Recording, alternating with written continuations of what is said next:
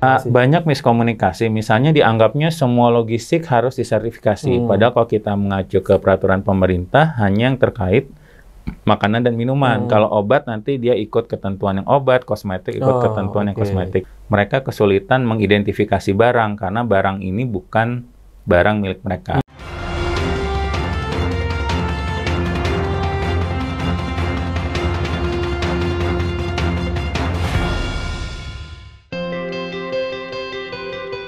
Saat ini, tren konsumsi produk halal terus meningkat. Selain sebagai kewajiban, mengonsumsi produk halal menjadi gaya hidup masyarakat. Menurut prospek ekonomi Islam global, makanan halal mempunyai potensi 1,17 triliun US dollar pada tahun 2019 dan berproyeksi meningkat 3,5% di tahun 2024. Menurut indikator perkembangan ekonomi Islam secara global tahun 2021, skor indeks makanan halal di Indonesia menduduki peringkat 4 di dunia.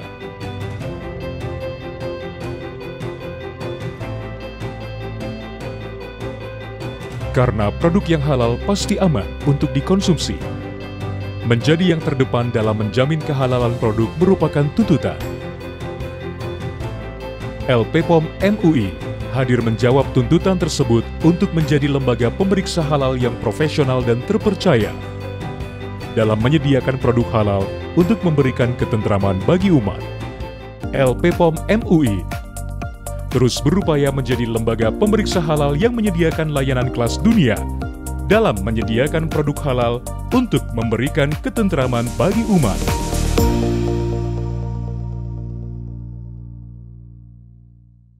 Ya, baik. Sekarang saya bersama dengan Bapak Rafki Ranasasmita selaku Corporate Secretary dari LP POM MUI ya, Pak? Iya, betul, Mas. Assalamualaikum Pak Rafki. Waalaikumsalam warahmatullahi wabarakatuh. Terima kasih sudah berkenan untuk Transgo bisa bertamu Pak di kantor LP POM MUI, Pak. Iya, selamat datang juga di Bogor. Baik, Pak.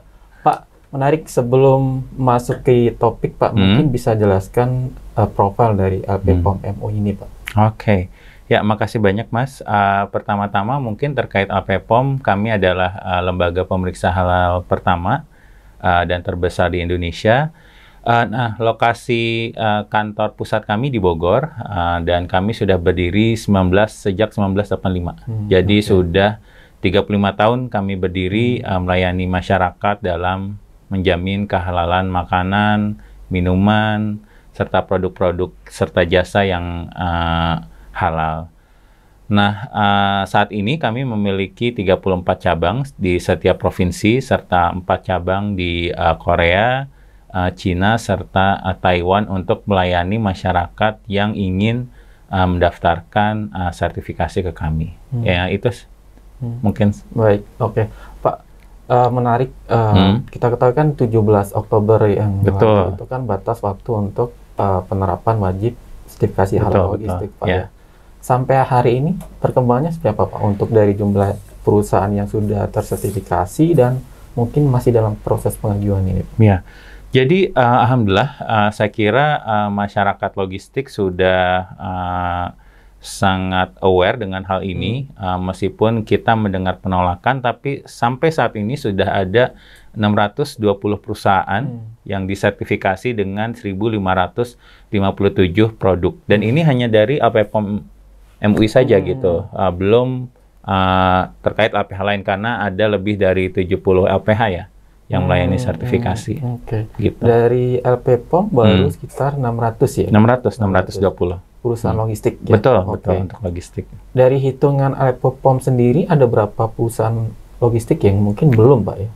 Nah, ini yang mungkin agak kesulitan ya untuk mendata karena sejauh ini belum ada statistik resmi ya terkait logistik. Belum lagi kan logistik itu prosesnya cukup rumit ya. Jadi ada yang cuma tracking, ada yang third party warehouse dan segala macam gitu. Jadi kita belum punya data itu sih.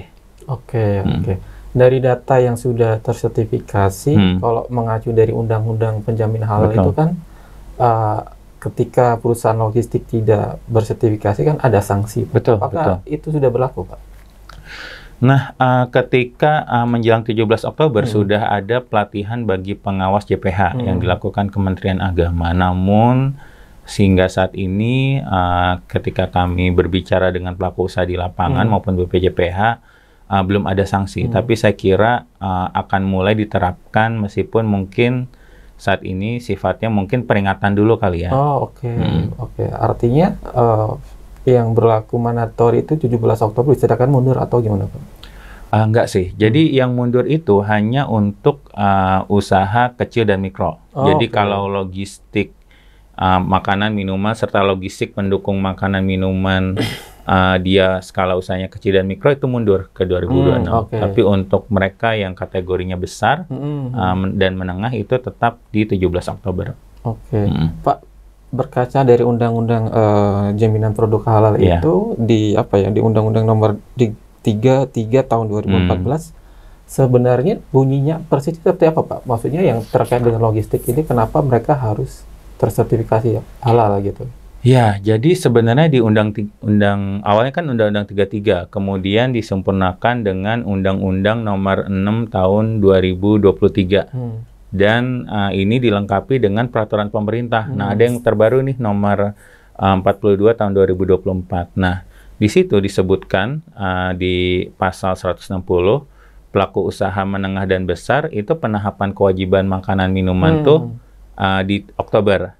Nah, tetapi di pasal selanjutnya itu ada di pasal berapa ya? 161 poin 2 dikatakan gini, penahapan kewajiban bersertifikat halal bagi produk jasa yang terkait dengan produk yang sebagaimana dimaksud tadi makanan minuman dimulai berdasarkan ketentuan waktu penahapan produk masing-masing. Jadi kalau misalnya dia logistik dan dia mengangkut makanan dan minuman, maka berlaku kewajiban itu.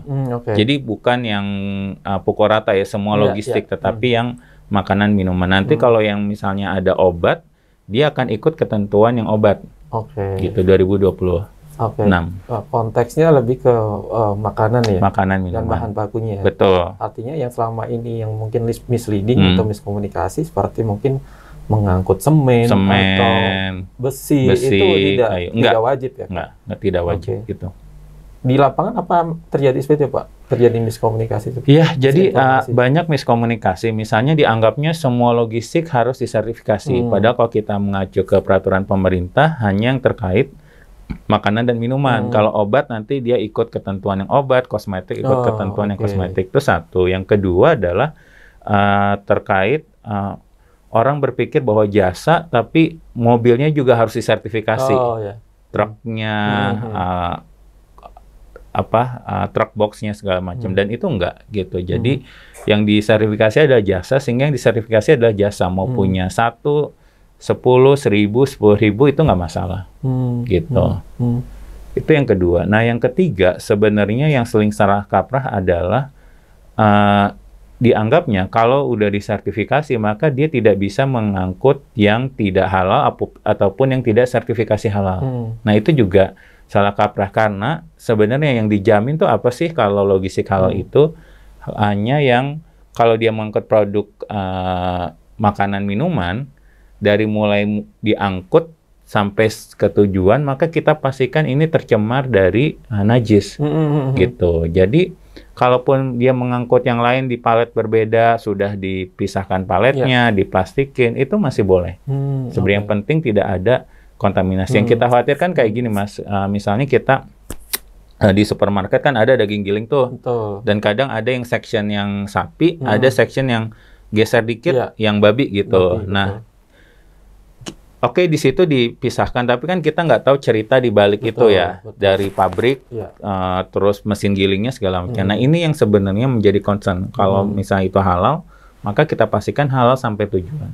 Jadi itu 3 ya, dari segi kategorinya hanya yang makanan minuman, terus juga dari segi truk tidak semua, dan dari segi bahan yang diangkutnya.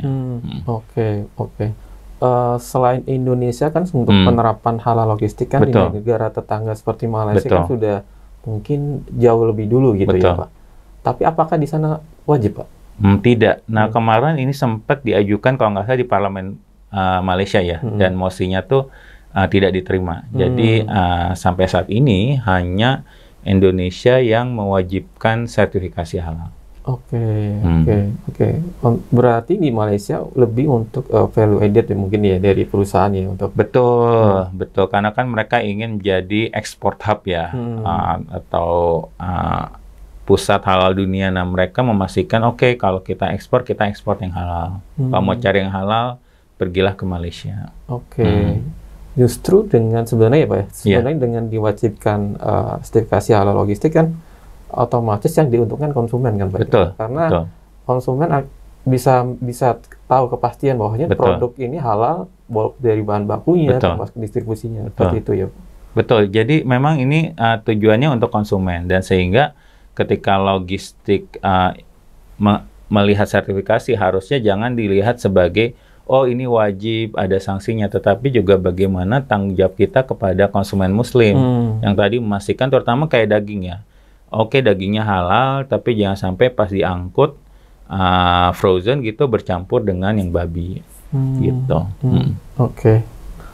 Dari data yang ada itu apakah ada angkutan pelabuhan Pak? Karena kan beberapa perusahaan angkutan pelabuhan itu asumsinya mereka tidak perlu untuk sertifikasi halal karena dia hanya armada saja, karena kontainer itu terpisah dari pemilik barang. Itu gimana argumennya? Ya, nah ini juga mungkin karena belum ada aturan turunannya, sehingga sifatnya generik saja, semua jasa terkait. Nah, ini belum diperinci ya. Sebenarnya ini kewajibannya nih sampai mana sih, gitu. Tetapi di sisi lain sudah ada usaha-usaha yang melakukan sertifikasi. Misalnya kita tahu ada Pelindo misalnya, kemudian juga ada jasa usaha tadi forwarder yang pakai kontainernya pasti sewa kan ya, dia sewa ke pelayaran, itu juga ada yang sudah mulai disertifikasi. Gitu. Walaupun itu sebenarnya dia tidak bersentuhan langsung dengan isi barang ya Pak, hanya ya sebatas dia armada. Sebenarnya kan prinsipnya semua logistik hampir kayak gitu ya. Barangnya kebanyakan tidak akan dibuka di 99% kasus, tidak akan dipisahkan, tapi hanya benar-benar diangkut. Terus juga biasanya transportasinya entah dia milik sendiri, tapi juga kan banyak yang itu milik sewa kan. Sehingga sebenarnya prinsip sertifikasi logistik mau bentuknya dia ngangkut kontainer, truk, terus juga atau yang kayak kurir segala macam, itu sebenarnya mirip-mirip gitu. Yang penting kita balik lagi, apa sih yang dijamin? Yang dijamin adalah kalau ngangkut halal, dari mulai diangkut sampai ke tujuan itu tidak tercemar kalau barangnya halal. Sampai hari ini apakah shipping line atau perusahaan pelayaran yang selaku punya kontainer ini sudah ada yang sertifikasi? Belum ada sayangnya, tapi sudah ada yang mulai menjajaki gitu, karena memang ada kesulitan, misalnya mereka kesulitan mengidentifikasi barang karena barang ini bukan barang milik mereka. Karena kan di manifest tuh juga kadang yang saya hadapi ya, saya sebagai auditor juga, terkadang tuh manifestnya tuh general banget gitu. Misalnya makanan, minuman, nggak tahu tuh makanan minumannya tuh apa, di mix gitu, bahan kimia gitu kan, nggak tahu bahan kimianya tuh apa. Sepanjang masuk HS code, itu akan masuk gitu. Tapi kan kita nggak tahu nih, misalnya HS code daging, tapi dagingnya nih halal atau nggak halal gitu. Misalnya sapinya halal atau nggak halal. Gitu, itu jadi kendala. Jadi kita masih diskusi sama shipping line, ada yang sudah mulai approach untuk kira-kira gimana nih solusinya buat sertifikasi jasa mereka. Karena yang lebih tahu manifest barang itu sebenarnya mungkin antar yang forwarder punya barang, sama yang punya forwarder barang. Sama yang punya barang sebenarnya. Itu yang agak kesulitan. Itu kesulitannya. Apalagi di dalam kontainer itu misalnya dia mix barangnya gitu ya. Betul, kayak kan ada istilahnya last container load ya, LCL. Nah, itu kan di mix gitu. Nah, itu yang kadang susah, apalagi mungkin yang LCL-nya tuh mungkin di mixnya cuma dari 2, tapi kan dari 1 ini biasanya mungkin dia punya mixan lagi gitu. Betul. Gitu. Apalagi plus kadang ya itu si kontainer tuh kan bisa kemana-mana ya. punya dia tapi bisa kemana-mana, bisa angkut apa. Nah ini gimana cara nge-trace? Oh ini bersih, tidak terkontaminasi babi misalnya. Itu yang agak kesulitan sih. Oke. Satu hal yang masih disalahpahami oleh transporter itu kan biaya nih Pak, yang sensitif membuat mereka. Karena dianggap bahwasanya itu dihitung dari aset, entah itu armadanya atau mungkin jumlah gudangnya. Sebenarnya seperti apa Pak? Iya, kalau dianggap dihitung dari aset itu half true sih. Tidak sepenuhnya salah, tapi tidak sepenuhnya benar. Karena ketika kita bicara biaya sertifikasi, ada yang namanya biaya yang kita setorkan kepada BPJPH sebagai Badan Layanan Umum. Nah ini biaya ini ekivalen dengan skala usahanya. Yang mikro kecil beda dengan yang menengah, beda dengan yang besar. Misalnya yang menengah tuh setorannya minimal 5 juta. Yang besar 12,5 juta. Yang mikro kecil 650. Jadi memang iya, tapi tidak yang dihitung kalau misalnya 10 miliar dengan 100 miliar berarti harga 10 miliar kali 10 misalnya enggak.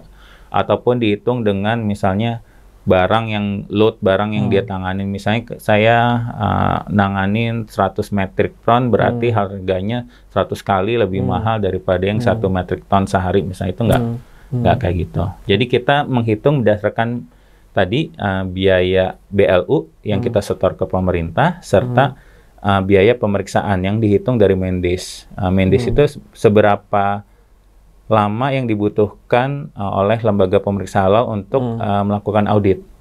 Jadi bisa saja misalnya barangnya 5.000 metric ton sehari, tapi yang dikirim tuh barangnya sama-sama aja sehingga selesai dalam 1 hari. Nah itu akan murah dibandingkan barangnya misalnya 10 metric ton tapi LCL, terus ada daging, ada suhu dingin, wah itu akan lebih rumit. Gitu. Tapi secara tahapan itu sebenarnya sama Pak. Maksudnya perusahaan skala kecil, menengah atau besar itu sama aja Pak? Sama, sebenarnya sama. Paling kita menyesuaikan harganya ya untuk yang kecil akan ada lebih ringan ketimbang yang menengah dan besar. Normalnya itu tahapan dari proses ketika apply mau sertifikasi sampai selesai itu berapa lama Pak? Nah, biasanya kalau di APPOM, alhamdulillah kita kemarin termasuk salah satu yang paling cepat dari proses dokumen dikirim ke kita sampai audit sampai selesai itu 7 hari. Nah, 7 hari. Tapi kan di luar itu ada daftar ke pemerintah, ada fatwa, serta ada penerbitan sertifikat. Nah, itu kira-kira mungkin bisa 2 sampai 6 minggu. Ya, jadi dari 2 minggu sampai 1,5 bulan kalau semuanya lancar. Yang penting kadang mereka bertanya seberapa cepat, bisa segitu, tetapi yang penting kalau ada kelemahan itu cepat diperbaiki. Apa misalnya Pak? Kelemahannya misalnya yang tadi, karena perusahaan bingung, perusahaan tidak bisa mengidentifikasi barang ini tuh apa. Nah, itu yang kelemahan yang pertama. Jadi dia nggak tahu nih ini barangnya disertifikasi halal atau mengandung babi, terus suhunya, biasanya suhu sih dia tahu, itu satu. Yang kedua, terkadang kan kita biasanya punya template ya, mereka pakai tuh template manual SJPH, manual halal. Nah itu kadang diserap mentah-mentah padahal itu untuk industri. Nah mereka lupa misalnya kalau ada cemaran, berarti itu harus dicuci bagian yang tercemar, jadi bukan satu kontainer ya cukup, tapi bagian yang tercemar itu dicuci 7 kali, salah satunya campuran dengan air dan sabun atau tanah liat misalnya. Itu yang kedua. Yang ketiga, masalah training, karena kan semua orang tahu sistem jaminan produk halal, standar halal itu kayak gimana untuk yang industri. Tapi mereka nggak tahu yang untuk yang logistik, sehingga kadang training itu nggak berbicara logistik secara umum, sehingga harus dipastikan pilih provider yang memang mengerti logistik. Provider training. Kalau kami lembaga audit ya, kami bukan provider training. Jadi pilih provider training yang memang mengerti jasa logistik. Kayak tadi kan ada LCL, ada FCL, terus juga ada beda-beda sistem, forwarder, third party logistik dan segala macam, itu harus paham. Gitu supaya bisa menerapkan di lapangan. Gitu sih, Mas. Kendala lain Pak misalnya?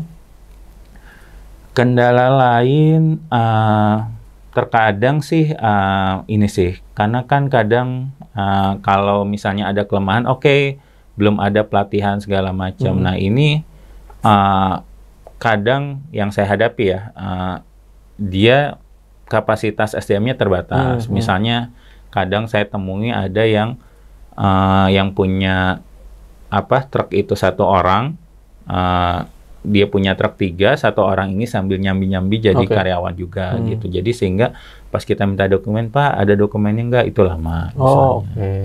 Itu sih. Jadi kalau mau cepat butuh kerjasama dari OPH yang bagus sama dari pelaku usaha. Jadi kalau ada kelemahan ya cepat diperbaiki.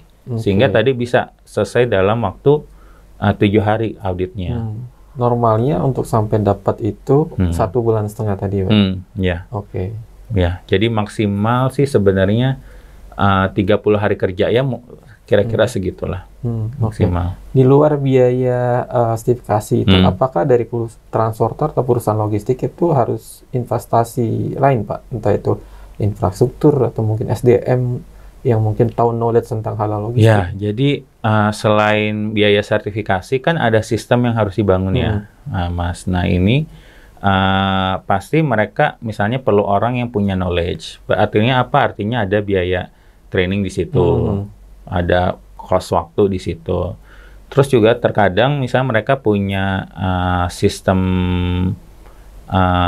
logistik manajemen sistem yang mungkin dulu bisa menangani yang barang-barang biasa atau B3. Nah ini mungkin perlu modif dikit untuk bisa menangani halal. Nah ini juga perlu investasi di situ, tetap perlu investasi tambahan di luar itu.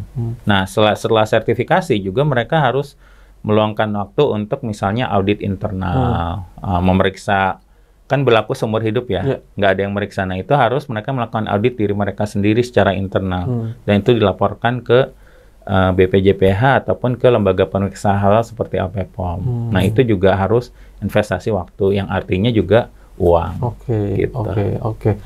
Ini berarti benar-benar memang untuk berlaku seumur hidup ya sertifikasi, Pak? Iya, berlaku seumur hidup.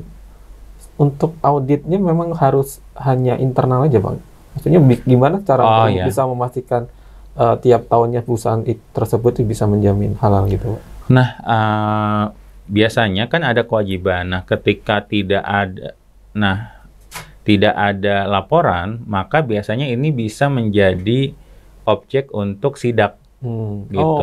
Sidak atau pengawasan dari BPJPH maupun penyidik PNS gitu. Jadi mungkin kelihatannya di satu sisi gampang nih segala macam. Kalau dulu kan kalau ketika hanya ada satu LPPOM MUI kan kita yang melakukan surveillance ya, kita yang melakukan sertifikasi 3 tahun sekali. Oke, dianggapnya berat segala macam.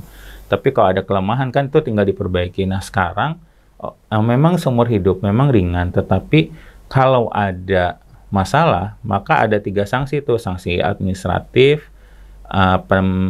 penarikan produk, tapi kalau jasa logistik kan nggak ada tuh, sama penghentian usaha, sama denda kalau nggak salah. Nah itu, dendanya lumayan lagi. Itu dari dari peraturan, dari undang-undang sama peraturan pemerintah bilangnya gitu. Maksudnya yang memberi sanksi itu kan dari pihak pemerintah. Betul. Jadi di satu sisi ada kemudahan, tetapi harus ingat ada konsekuensi di balik kemudahan itu. Oke. Sampai hari ini baru sekitar 600 yang dibantu 600 yang dipegang kami. Untuk langkah selanjutnya dari APPOM untuk bisa mengakselerasi jumlah itu apa? Ya, jadi setiap bulan kami mengadakan pengenalan sertifikasi halal. Itu bahasa Indonesia, bahasa Inggris. Terus kami juga aktif kan ada event-event seperti ini, misalnya jalin hubungan dan logistik, terus ada pameran, terus kami juga berkolaborasi dengan asosiasi-asosiasi logistik untuk memperkenalkan sama meluruskan salah kaprah yang ada gitu. Harapannya sih mungkin orang menolak tuh karena tidak paham tapi setelah ketemu, setelah bicara, setelah lihat sertifikasi itu seperti ini orangnya, ternyata kalau di audit tuh nggak akan galak-galak. Nah, harapannya anggapan itu hilang sih, sehingga orang tuh lebih acceptable, oke, memang ada biayanya, harus ada investasi, tetapi harapannya juga ini bisa mengembangkan kepercayaan konsumen sama mengembangkan bisnis mereka sih. Oke. Mungkin ada angka tertentu Pak sampai akhir tahun ini bisa berapa perusahaan lagi yang mungkin bisa tersertifikasi itu? Iya, jadi masih banyak yang masih dalam proses. Harapannya sih mungkin bisa di atas 1.000 yang bisa disertifikasi gitu. Oke. Karena kan kami punya selain di sini juga ada 34 cabang ya. Itu harapannya sih. Oke. Artinya dengan mungkin sampai akhir tahun semakin banyak perusahaan yang aware, kemungkinan di tahun depan akan semakin meningkat. Akan semakin meningkat. Tapi ya harapannya kita nggak cuma bicara angka ya, tapi juga kualitas, bahwa yang dikejar tidak cuma selembar kertas, tapi memang janji tadi bahwa mampu mengangkut produk halal, dijamin dari mulai diangkut sampai ke tangan pelanggan itu bebas dari kontaminasi. Itu sih. Baik. Oke, terakhir mungkin Pak Rafki. Ya. Sampai nanti misalnya perusahaan logistik udah aware, sudah berkeinginan untuk melakukan sertifikasi halal, apa goalnya nanti Pak? Goalnya sih sama seperti tujuan dibentuknya APEPOM di 1989, membawa ketentraman bagi umat. Kenapa? Karena kalau misalnya makanan, minuman, kosmetik, farmasi sudah halal, tetapi di sisi lain pada saat pengangkutan ternyata ada peluang terkontaminasi, kan itu tidak membawa ketentraman ya. Nah, kita harapkan ada ketentraman, atau mungkin bahasa Inggrisnya itu assurance ya, bahwa orang tuh tenang ketika lihat sertifikasi, orang tuh tenang, orang tuh tidak berspekulasi yang macam-macam gitu. Kalau sampai sekarang kan kita masih berspekulasi ya.